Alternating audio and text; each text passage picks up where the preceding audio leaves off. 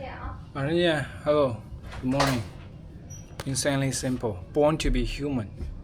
The laws of simplicity are in effect across every department at Apple, but nowhere is that more evident than within the secret chambers where Apple products are born, the design labs. Being a key part of simplicity, human centricity,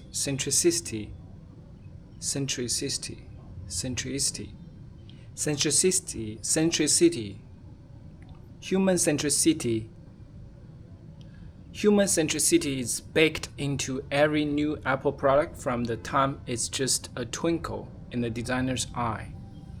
The exact process by which Apple devices are conceived and created remains secret, but Steve Jobs revealed in interviews that he and his executive team would meet regularly to review the newest ideas.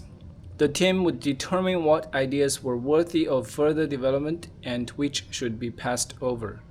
This would be the moment when a new idea gets measured against the principles of simplicity, and its ability to connect on a human level would be gauged.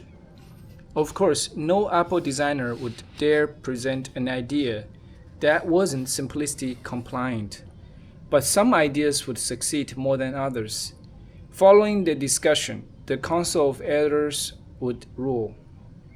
For the sake of posterity, I wish Apple would record some of these meetings so that the going-ons might be revealed sometime in the future.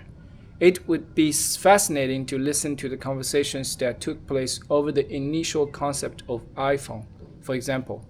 But fear not, merely by looking at the history of Apple products in this decade, it doesn't take a genius to understand what Apple demands of its products. Simplicity is an open book. Simplicity is an open book. Simplicity is an open book. The concept has to be quick. The customer has to get it in a second, like phone, internet, and iPod, all in one. Customers need to be able to pick it up and start using it instantly. Most important, it has to improve our lives by an order of magnitude over what's already available or create an entirely new category by itself. That last qualification is one that Steve Jobs used to talk about all the way back at Next.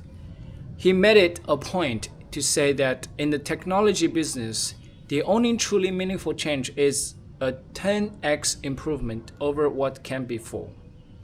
A product needs to have this level of importance attached to it if it is to get noticed and gain traction. Some of those measurements are subjective, of course, but when you look back at Apple's big hits, they follow the pattern. For a live demonstration, hold the original iPhone up next to the BlackBerry that was popular when iPhone was first launched. Leaps of magnitude are hard to ignore.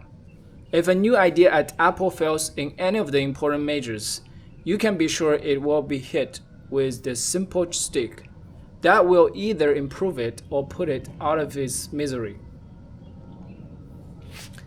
Alright, I'm going to take a quick shower and get ready to leave home soon. 停止录像。